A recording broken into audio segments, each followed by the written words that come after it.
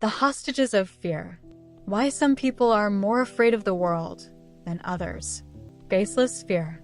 The thing about fear is that it has various reasons why people are afraid of something.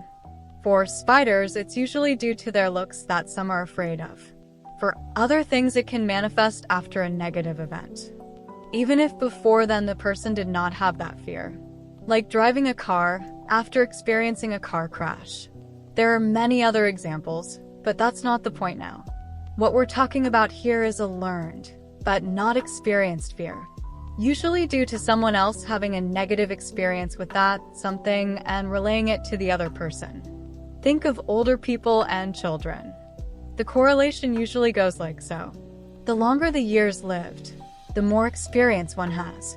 Hence their knowledge is more valid, just because. Give it a moment. We're talking about relaying experience, especially a negative one, of one single individual as something objective, and that it should be taken as the utmost gospel truth. Why?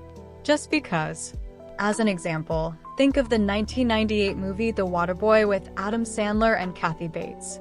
The mother uses fear to control her slightly intellectually challenged son to be afraid of the world, because she does not wish for her boy to get hurt, which is understandable. However, there are better ways to do it. Not the point here now. The point is that the child believes his mother to be absolutely right, because the information provided comes from a very influential on the child's life source, the mother. That is why the boy grows up believing in the things he does, until shown otherwise. The psychology behind this scenario is that it is possible to learn a baseless fear when it is provided from a powerful source, especially if the source is somebody older, more experienced, and considered wiser. The biggest problem with the learned baseless fear is that it can probably, most certainly will, become a hindrance later in a person's life. But it is not and will not be perceived as such, because it is the holy truth and therefore it cannot possibly be wrong. A real-life case study will explain more in a moment. When the world is a scary place because it was taught to be so. This is a real-life example of a learned, baseless fear that has no ground besides having been taught and is utilized without being recognized as a problem. A person can be afraid of many different things. The way people become afraid of things varies from person to person. In some cases, it can be a learned, baseless fear, told but not experienced. For instance, when a guardian will tell a child to keep their guard up 24/7 because evil lurks on every corner. What does that entail, exactly? It means that the child will grow up to be afraid of the world, because bad things can happen at any moment and thus, one should be always prepared for it. What that creates is a constant state of subconscious fear, also can be called as paranoia, making the person say and do, at the times, rather ridiculous things without them even realizing it. An example of such would be of a young woman, in her 30s, visiting a beauty salon. Because she was taught to never let her guard down at some point, she assumed that her hair stylist, who is a heterosexual male, will sexually assault her. In the middle of a hair salon, with other clients and staff members present, and with no secret doors or passages anywhere in sight. It is only fair to mention that no assault took place that day. Or any day. Otherwise, this case study would be much more like a Sherlock Holmes case. What made the woman consider harassment in the first place, you ask? She mentioned how the stylist leaned in a little closer to ask her a question about what length the cut should be while washing her hair. Apparently that was the signal to sound the alarms inside her mind. It's no surprise for a woman to be afraid of sexual harassment or assault. The terrible things do happen. There is no denying it. However, perhaps not in the middle of a prestigious hair salon that's booked weeks in advance, in the middle of a work day? A single hairstylist is no Weinstein. If even one harassment case had occurred at some point, the whole salon would have been shut down ages ago. And yet the woman proceeds with her beauty treatment in battle-ready mode just in case. After a few additional questions, it was revealed that after certain life events, which probably became the groundwork for the weak mindset, that the young woman had been raised by an elderly female guardian. The guardian had used her own previous experiences as objective facts to teach the young woman about life. One of which was, every man is a scoundrel that will hurt you. It's understandable to teach children to be careful and not to talk to strangers and such, but this isn't the type of a situation. This is a case of a weak mindset and its perception of the world as it was taught. Which begs the question, would the young woman have felt more at ease if it were a homosexual male that was styling her hair? Or does the emphasis lie on the male part only? Either way, the point remains. The woman was taught to view males as a threat. The setting for the threat was never specified, which is one part of the problem. The rest lies with the young woman's own weak mindset that does not question the truths taught, hinting at a lack of analytical skills that are an indication of a weak mindset. Everything is related. Of course, the situation could have been worse if the woman had acted on her assumption. No need to cry wolf if nothing is happening. However, even if nothing happened, it already did enough damage to the person's mind, because the mind now is on full alert, straining itself needlessly even more. When a person grows up to believe every truth that they are told as objective knowledge, it is a sign that the person's mind did not mature properly. As a result, the mind remains in a childlike weak mindset, making it easier for the fear to control the person and their life. The side effect of this: the mind is in a state of constant standby, fearing that something might happen at any moment, thus exhausting itself, which in turn impedes on the other functions of the mind. Sadly, the person who is controlled by such a fear does not recognize the problem as a problem. In cases like these, it becomes rather difficult for the person to not exaggerate life events or listen to reason. The mindset does not change even if nothing scary ever happens to the person. All because the fear is so deeply rooted into the mind of the person. This is the end of the case study. Welcome back. Now then, in reality, it's a bit different. Because the teachings passed down are only one person's bad experience, or an accumulation of multiple outside experiences. This problem occurs when personal experience is perceived as objective knowledge, meaning that if it happened to me, it will most definitely happen to you too. Well, of course, if doing it with the same kind of a mindset as the other person. In other words, if doing something with fear as the basis for the action, then the outcome most likely will be a negative one. Kind of like trying to pet a dog while being scared out of your mind about doing it. Dogs sense fear. Sometimes they will react to it rather aggressively because they sense the intensity of it from the person. And out of pure instinct will display an aggressive behavior, which will be perceived as a dangerous attack on the person, which is not the case at all. The dog only reacts aggressively to fear because it does not know the intentions of the person in question. The dog only senses the strong emotion, the fear, and is reacting to it, rather than the intention, the possibility of pets.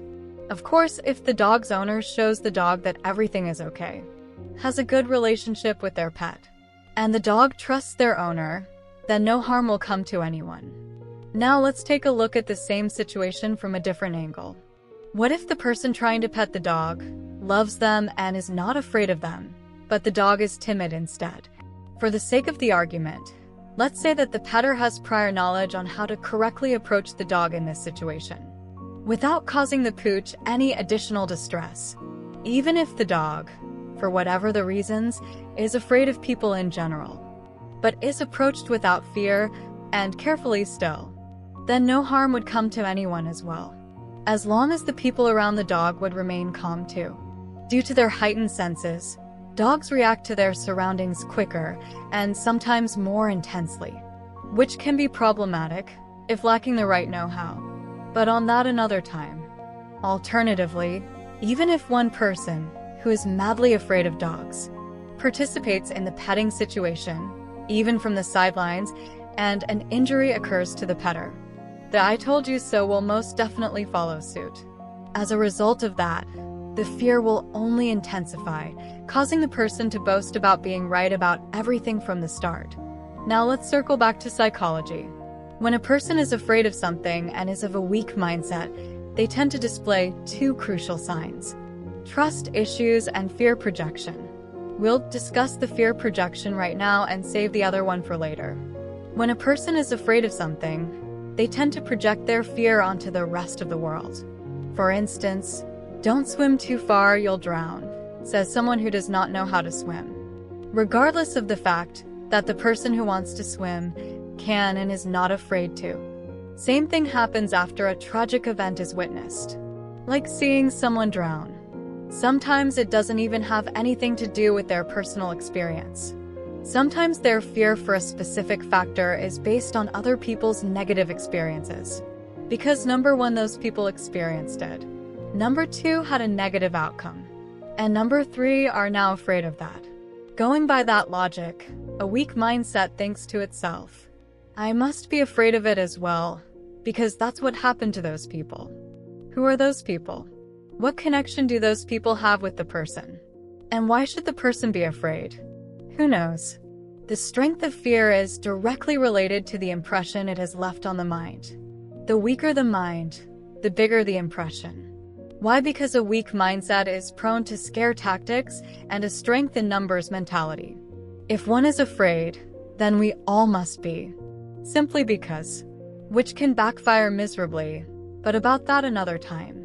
The main point here is weak mindsets usually stem from some sort of mental development impairment. In this particular example with the learned fear, it is that the nurture had impacted the newly developing mind with scare tactics. Why did it happen? Because telling a child to be afraid of something is easier than trying to explain it properly so that the child can learn how to think and choose for themselves. This usually happens when small children are underestimated by adults due to them being small and children who don't know any better. Of course, they don't if nobody ever took the effort of explaining to them so the child can understand. When people are afraid of the world because they were taught to be, they are unable to teach otherwise themselves. They never truly learned anything for themselves, but rather were simply told how to think and feel. As a result, they are only able to relay their own personal experiences as objective knowledge, which with age has become their solid understanding of the world, and should be taken as such, no questions asked.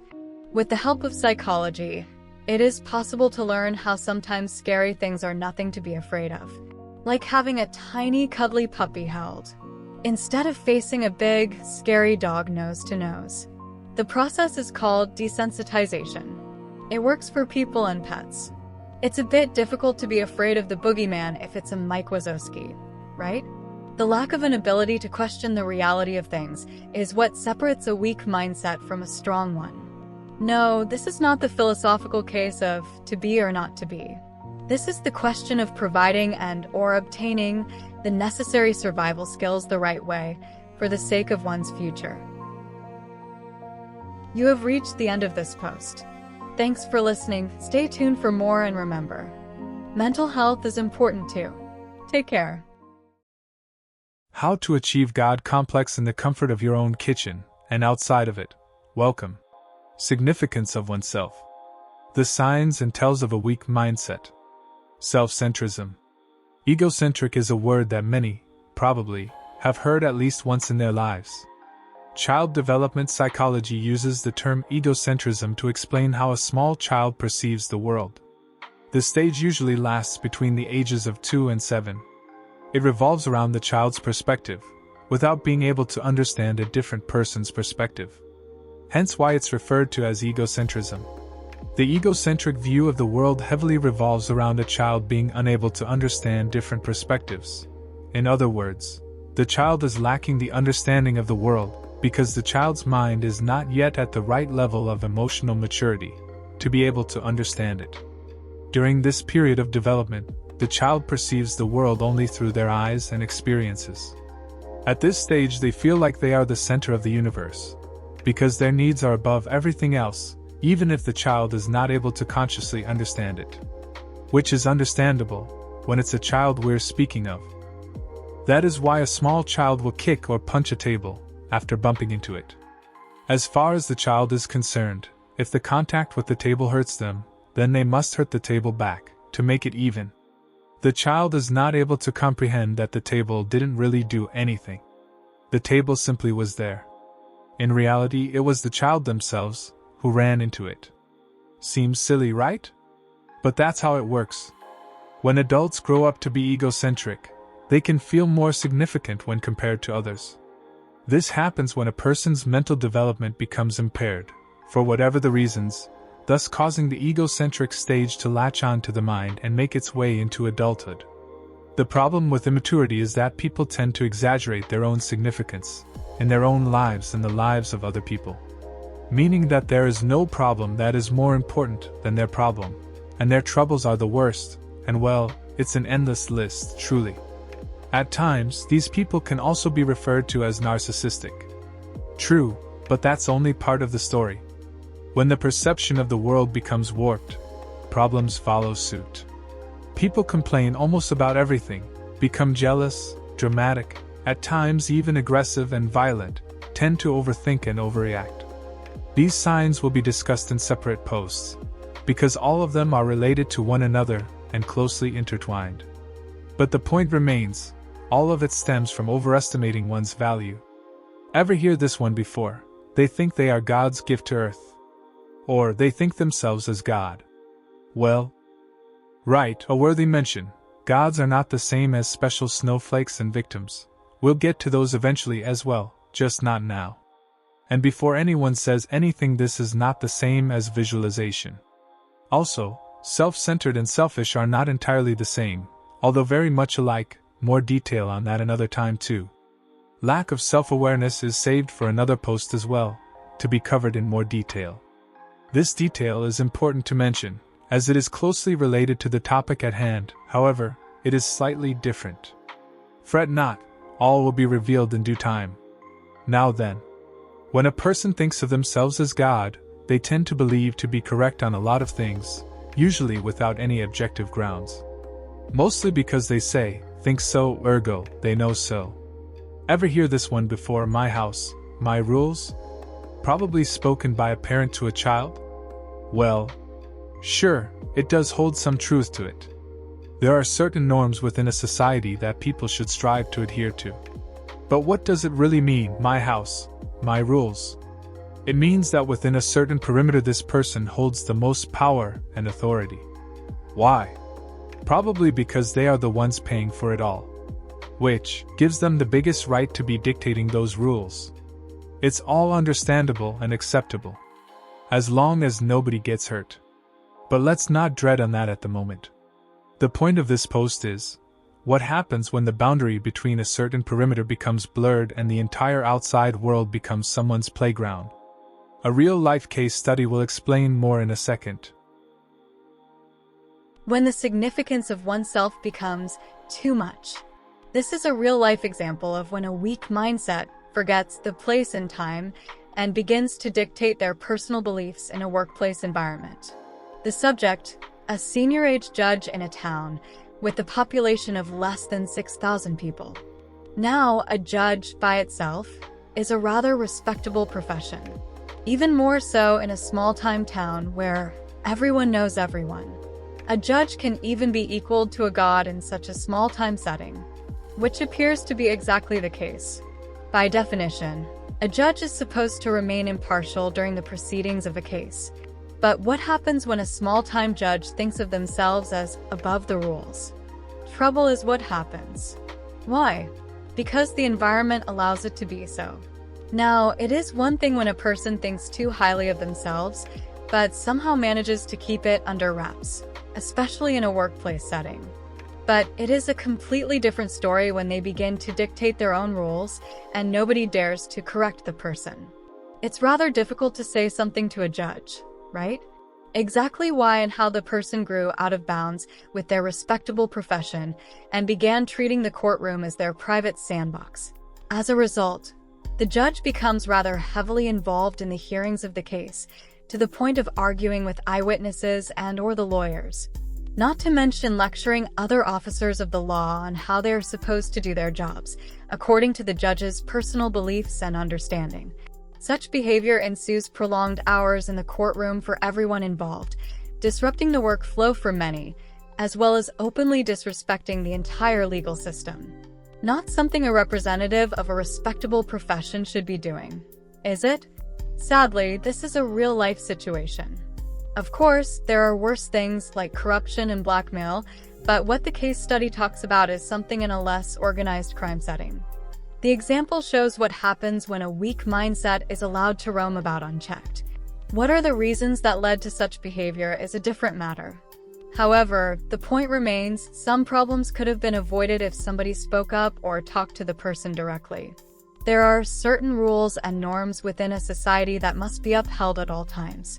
Unfortunately, at times, it happens so that in an environment in which the weak mindsets outweigh the strong mindsets, it becomes rather easy for a godlike mindset to thrive, because people are simply afraid to become involved and not to cause more trouble. The age of the god plays a crucial role as well. Mostly because senior citizens are close to retirement, so all the workplace has to do is wait it out. Unfortunately, that does not solve the problem, because the damage has already been done. The usual idea is that older people are prone to dramatics due to their age. Sad to say that age does not truly influence this, but perception, how people see themselves and others, do. Not convinced. Ever hear someone say about a young person, "They are so full of themselves"? It's the same thing, only a different excuse.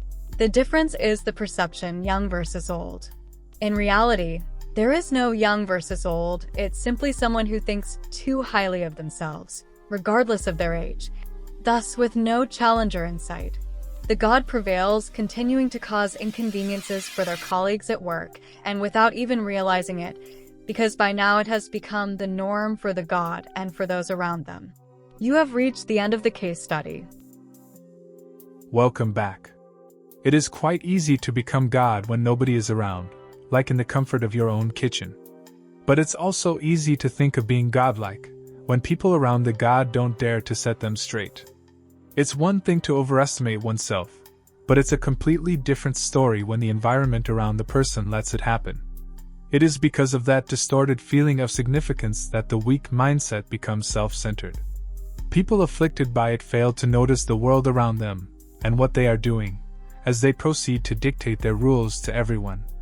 That is when we have misunderstandings at work, arguments in relationships and problems within the family, or disagreements with friends and alike. On the other hand, a strong mindset adequately evaluates and understands their value in the world and is able to perform in it accordingly, without giving way to needless conflicts. It does not mean that people with a strong mindset go through life keeping their head down. They simply know how to pick a time and place for things. The biggest problem with self-centered mindset is that, because it becomes too absorbed into its own truth, reality of things, that it becomes unable to listen. So even when someone from the god's surroundings tries to talk to them about their behavior, they don't pay any attention to it, because they do not believe them to be at fault. How can a god be wrong? Well, here's the thing. It all comes down to how the source subject is approached. Psychology here plays a major role. Now, one somewhat of a popularish way to deal with problems is to call for an intervention. That is when people try to talk to a person about their problems. Usually it's something about bad habits. But it can also work when discussing a person's behavior. Like in the current example. If we go by the more the better logic, then an intervention might be the way to grab the person's attention. If we base the God complex on being a consequence of a weak mindset, then the more people become involved in the intervention, the more chances that the God will hear their concerns. Another way to be heard would, probably, take more effort and time. But if we know how the God thinks, we can model the conversation accordingly, utilizing the right words and methods to get our point across, without upsetting the person or involving an entire crowd. With any luck, the God will hear our prayers. Isn't that why most of us never say anything to anyone? Because we're not sure how to say it? Because we don't want to hurt their feelings? But what if their actions are hurting us instead? What then? You have reached the end of this post. Thanks for listening, stay tuned for more, and always remember, mental health is important too. Take care. When make-believe backfires in adulthood. Welcome. The jazz of psychology brings you a dose of psychology and everyday life mix with a twist in, blown out of proportion. The signs and tells of a weak mindset, overreaction. Now the thing we're about to discuss here is one of the differences between the weak and the strong mindsets. As the title of this post suggests, it has something to do with overreacting. Yes, overcomplicating things is another way to call this. Overthinking is similar, but slightly different. You know the thing the kids do? Use their imagination when they are bored? Like when they go for a walk on a rainy day and end up thinking of a puddle as an ocean. Imagination inspires creativity, so when kids do it, it's adorable. But what happens when adults do it? Well, let's take a look, shall we? No, we're not talking about adult creativity, just to clarify that part. We're talking about things getting out of hand, or in other words, blown out of proportion. The puddle equals ocean is an example of that, solely for the sake of the argument. Now then, making things seem more than they are is, unfortunately, a tendency shared by the weak mindset. Why? Because the weak mindset tends to get bored more easily. You would think that the simpler the mind, the easier it is to entertain it, right? Not exactly. The reason for it circles back to children. Anyone who has ever dealt with them knows that keeping children entertained is one of the most difficult jobs ever, because of their curiosity and usually short attention span. Because children take years to develop both physically and mentally, they are easier influenced by their surroundings, which leads to them getting easily distracted and bored in their younger years. Now then, how people react to things is coded inside their minds. For example, one person can get anxious when seeing a roller coaster, while another one will get excited about it. The difference in reactions lies deep in their minds. If one sees the roller coaster as a threat, then, of course, they would fight against going onto the ride with all of their might. Whereas, another person will see it as something fun and might crawl out of their skin from the exciting anticipation of the thrilling ride. In both cases, it can be said that either one of them is overreacting, since it's just a ride anyways. However, whether we like to admit it or not, all of it circles back to psychology. It's all about perception. But perception gets distorted when there is not enough excitement for the weak mindset to enjoy. Due to its immaturity, the weak mindset subconsciously, bit by bit, begins to blow things out of proportion, trying to compensate for the lack of the thrill in life. That is when every boring puddle becomes an ocean, because the person has moved to a reality that is more pleasing for them than the real reality.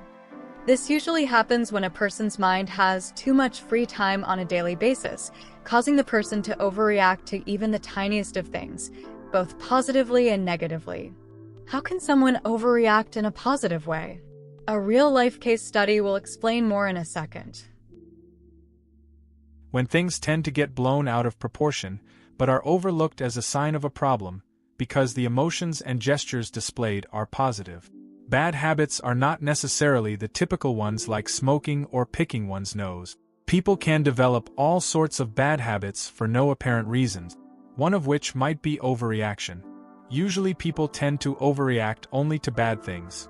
A broken down car, a complaining neighbor, you name it. But it is possible to overreact in a positive way as well. For instance, when asked to sample a new meal, the person begins to compliment each bite on the plate with nothing but good words, while completely missing the point of the task at hand. Why is that? Because, when a person lives in their own reality, they fail to interact with other realities, kind of like the multiverse. Now, the subject in question, in this example, was told, "Try this new dish I made and tell me how you like it or not." But what the person heard was, "You like it." When asking for an opinion, food being the case here, people try to find out what parts work for who and which do not.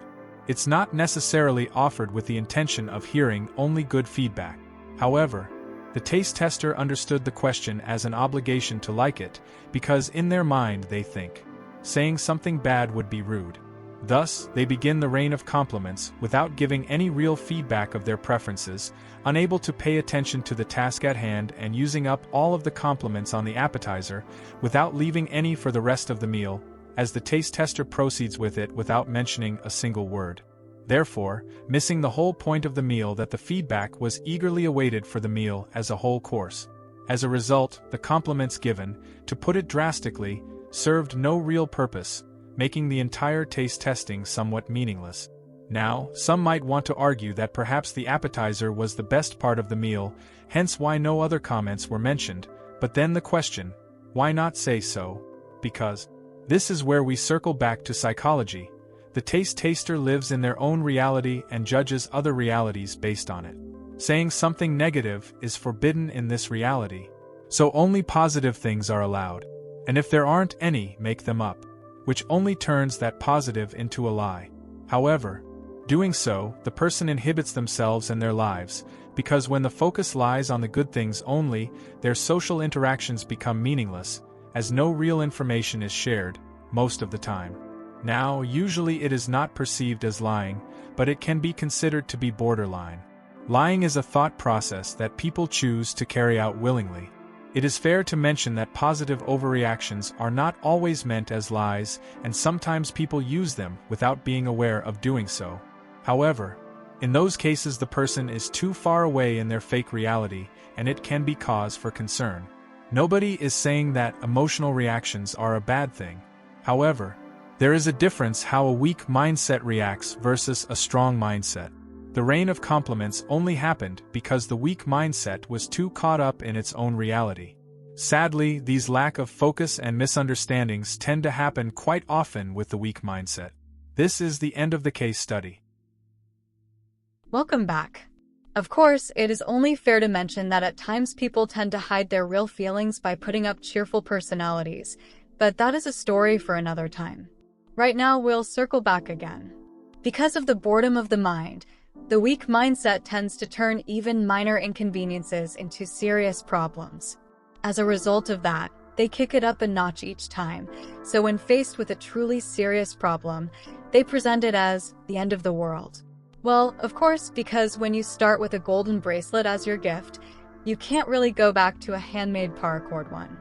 Even if the handmade one can be worth more than gold, considering how much time and effort was put into making it. Again, perception is the key word here.